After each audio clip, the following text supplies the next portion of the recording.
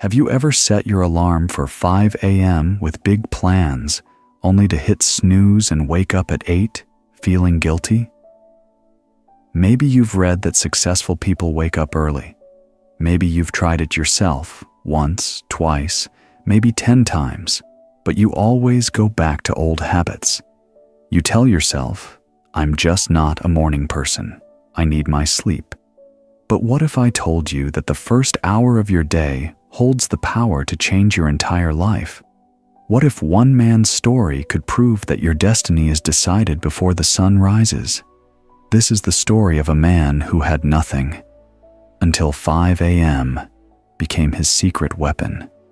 Stay with me until the end, because this might be the wake-up call you've been waiting for.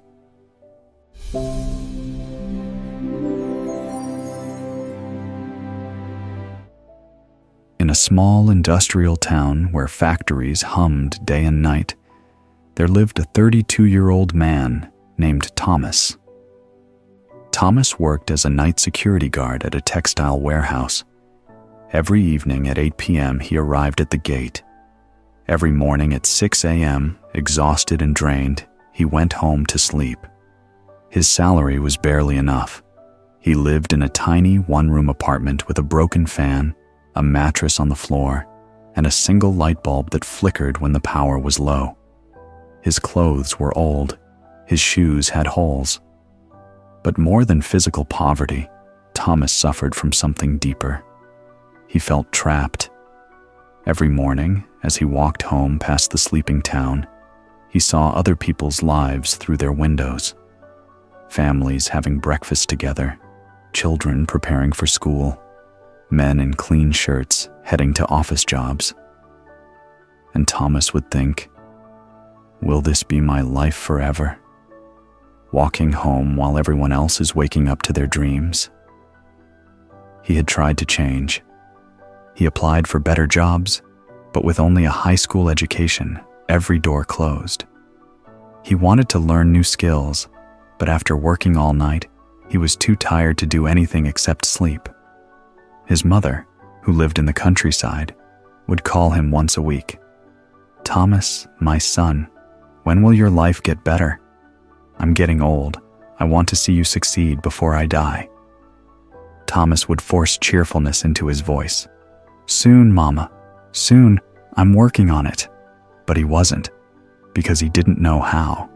The truth that haunted him most was this. He wasn't lazy. He worked hard every night, walking miles, staying alert, doing his duty. But hard work alone wasn't changing anything. He was working hard in a life that was going nowhere.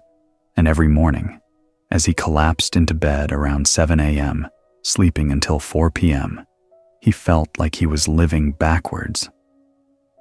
The world moved forward while he slept through it.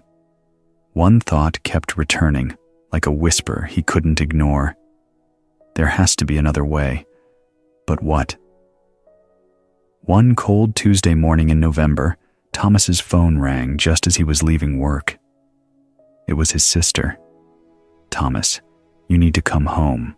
Mama collapsed. She's in the hospital. His heart stopped. He took the first bus to his village, a 3-hour journey that felt like forever. When he arrived at the small rural clinic, his mother was in bed, weak but conscious. The doctor said she had fainted from exhaustion and stress. She needed rest, better food, and medicine they couldn't afford. His mother held his hand, her voice barely a whisper. Thomas, I don't have much time left. Please, my son, don't waste your life like I wasted mine. Find a way. Promise me. Thomas sat beside her bed long after she fell asleep. He looked at her wrinkled hands, hands that had worked in fields for decades, just like he worked through nights, both of them struggling but going nowhere. Something inside him cracked, not with sadness, with rage at his own helplessness. He stepped outside the clinic into the pre-dawn darkness. It was 5 a.m. The village was still asleep, but a few farmers were already walking to their fields. Birds were beginning to sing. The air was cool and fresh. And in that moment, standing in the quiet dawn, Thomas made a decision. "No more," he whispered. "I won't live like this anymore. I don't care what it takes. I will find a way." On the bus ride back to town, he noticed something. Sitting across from him was a man in his 50s, well-dressed, reading a book. Peaceful. Thomas recognized him. Mr. Chen, a successful businessman who owned several shops in town. What shocked Thomas was the time, 6 a.m. A successful man traveling on a regular bus at dawn. Thomas gathered his courage.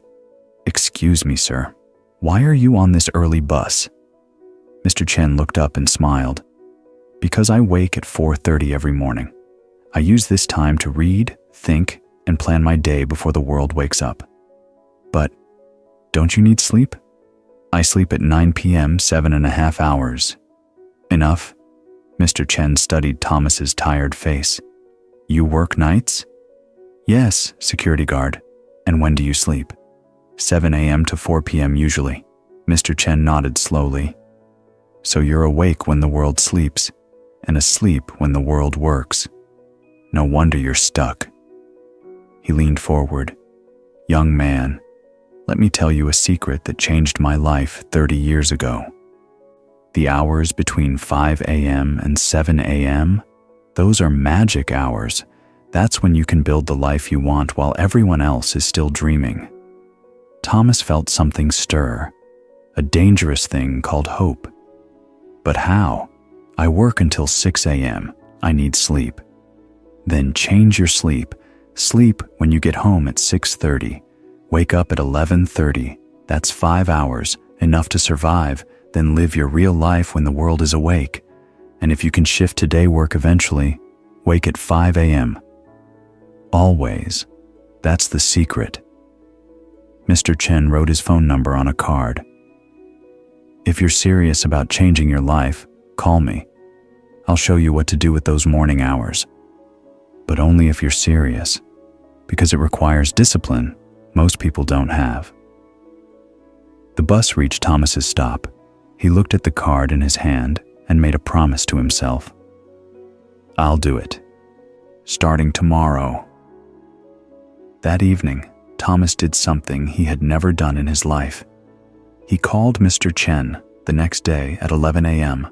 For the first time in years, Thomas was awake during daylight on a weekday.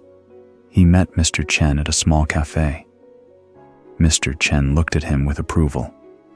"You actually changed your sleep schedule. Good. Most people talk. You acted. Now I'll teach you what to do with your mornings." He took out a notebook and drew a simple diagram. "Thomas, imagine your life is a house. Right now your house is dark, cold, and falling apart. Why? Because you never work on the foundation. You're too busy surviving." He drew a simple house. The hours from 5 to 7 a.m. That's your foundation building time. While everyone else is asleep or just waking up, you're constructing the future. 2 hours every morning. That's 14 hours per week, 60 hours per month, 730 hours per year. He wrote the numbers clearly. That's the equivalent of 91 full workdays, just from waking up early. In 1 year, you get 3 extra months that everyone else wastes sleeping. Thomas's eyes widened. 3 months. Here's what you do with those 2 hours. Mr. Chen continued. This is not negotiable. This is the system. Hour 1, 5 to 6 a.m. Build skills. You spend this hour learning something that will change your economic situation. Not watching TV, not scrolling your phone, learning a skill, a language, a trade. Online courses are free now. YouTube has everything. You have no excuse. Hour 2, 6 to 7 a.m. Build body and mind. 30 minutes. Exercise, walk, run, stretch. Your body is your vehicle. If it breaks down, you have nothing. 30 minutes. Read, plan your day, or apply what you learned in hour 1. Thomas wrote frantically in a borrowed notebook. Mr. Chen added 3 rules. Rule 1, no negotiation. You wake at 5 a.m. every single day, including weekends. No, just today I'll skip. That's how you fail. Rule 2, sleep by 9 p.m. You can't cheat sleep and succeed. Your body needs rest, but you control when you rest. Rule 3, the first week will be hell. Your body will hate you. Your mind will create excuses. Push through. After 21 days, it becomes normal. After 90 days, it becomes who you are. Mr. Chen looked at Thomas seriously. I'm giving you 3 months. 3 months of waking at 5 a.m., building skills in hour 1, building yourself in hour 2. After 3 months, come back to me. Show me what you've built. If you've actually done the work, I'll help you find a better job. If you quit, don't bother calling. Success goes to people who show up when it's hard. Thomas felt the weight of the challenge, but also, for the first time in years, he felt something else. Purpose. I'll do it, he said. I won't quit. We'll see, Mr. Chen said with a knowing smile. Everyone says that. The next morning, Thomas's alarm screamed at 5 a.m.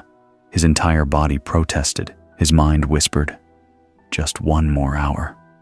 You're so tired. But he remembered his mother's face in the hospital. Mr. Chen's challenge, his own promise. He threw off the blanket and stood up. The first week was agony. Thomas dragged himself awake each morning, his body aching from lack of sleep.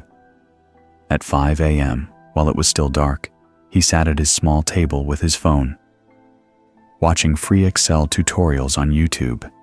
His eyes burned, his mind wandered, but he didn't stop. At 6 a.m., he forced himself to walk around his neighborhood for 30 minutes. Then he read articles about accounting, a skill he had chosen to learn because every business needed it. By 7:30 a.m., he went to bed, slept until 2 p.m., prepared for his night shift at 3 p.m. The cycle repeated. It was exhausting. It was lonely. Nobody understood why he was doing this. But something changed around day 20. One morning, Thomas woke up at 4:58 a.m., 2 minutes before his alarm. His body had adapted, and for the first time, he didn't feel resentment. He felt ready. The Excel tutorial started making sense. He was learning formulas, data analysis, and basic accounting principles. He completed his first online certificate. His morning walks became something he looked forward to. The sunrise, the quiet streets, the feeling that while everyone else was sleeping, he was building. By the end of month 2, Thomas had completed 3 online courses in accounting and Excel. He had lost weight from daily walking. His mind felt sharper.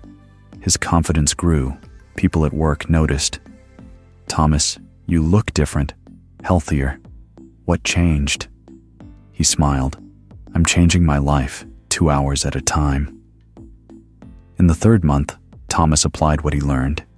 He created a simple Excel spreadsheet to organize the warehouse inventory, something his company had never done properly. He showed it to his supervisor. The supervisor was impressed. Thomas, how did you learn this? I wake up at 5 a.m. and teach myself. Word reached the warehouse manager, then the owner. On day 87 of Thomas's 5 a.m. journey, his supervisor called him into the office. Thomas, we're expanding our accounting department. We need someone who understands our warehouse operations and has basic bookkeeping skills. The job is yours if you want it. Day shift, double your current salary. Thomas stood there speechless. 3 months ago, he was a hopeless night guard. Now he was being offered an office job. When do I start? He managed to say. Next Monday. That evening, Thomas called Mr. Chen. Mr. Chen, I did it. 90 days, I never missed a single 5 a.m. wake up. And today, I got promoted. There was a pause. Then Mr. Chen's voice, proud and warm. I knew you would. You had the look of someone ready to change. Now remember, don't stop waking at 5. That's not a strategy. That's your life now. I won't stop. This is who I am now. 1 year later, Thomas had become the company's lead accountant. He had saved enough money to move his mother to town, get her proper medical care, and rent a decent 2-bedroom apartment. Every morning at 5 a.m., he still woke up. Not because he had to, but because those 2 hours were sacred. That's when he learned new software, read business books, and planned his future. His co-workers would ask, Thomas, why do you wake up so early? You've already succeeded. He would smile and say, success is not a destination. It's a daily practice, and mine begins at 5 a.m. My friend, Thomas's story is proof of something powerful. Your life can change. Not someday. Not when circumstances improve. Right now, starting tomorrow morning at 5 a.m. Here's what most people don't understand. The difference between where you are and where you want to be is not talent. It's not luck. It's not even hard work. It's how you use the time when everyone else is sleeping. Between 5 a.m. and 7 a.m. the world is quiet.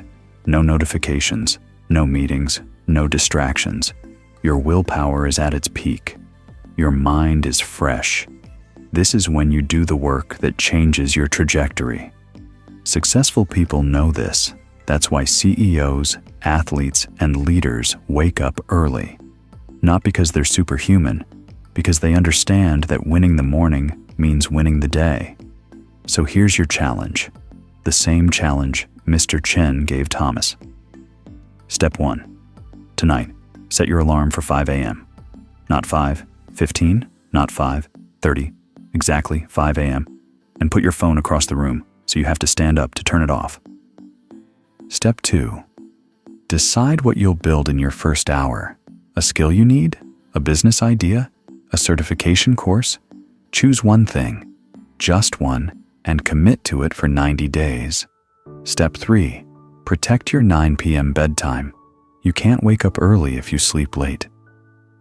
Cut the Netflix. Skip the endless scrolling. Sleep is not your enemy. Wasted evenings are. I promise you this. If you wake up at 5 a.m. every single day for 90 days and use those 2 hours intentionally, your life will not look the same. Maybe you won't become a millionaire. Maybe you won't get promoted immediately. But you will become someone different. Stronger, more disciplined, more capable. And that person can achieve anything. Thomas had nothing. No degree, no connections, no money. Just a choice to wake up early and build. You have more than he had. You're watching this video, which means you have internet, education, and opportunity. The only question is, will you use it?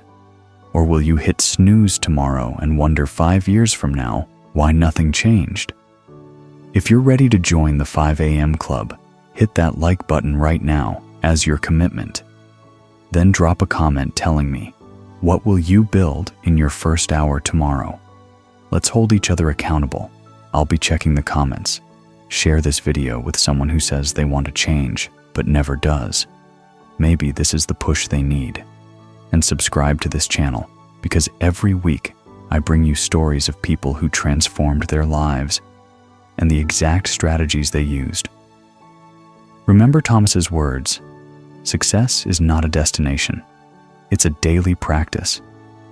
And that practice begins tomorrow. At 5 a.m., will you be awake? Your future self is waiting on the other side of that alarm clock. Don't make them wait another day.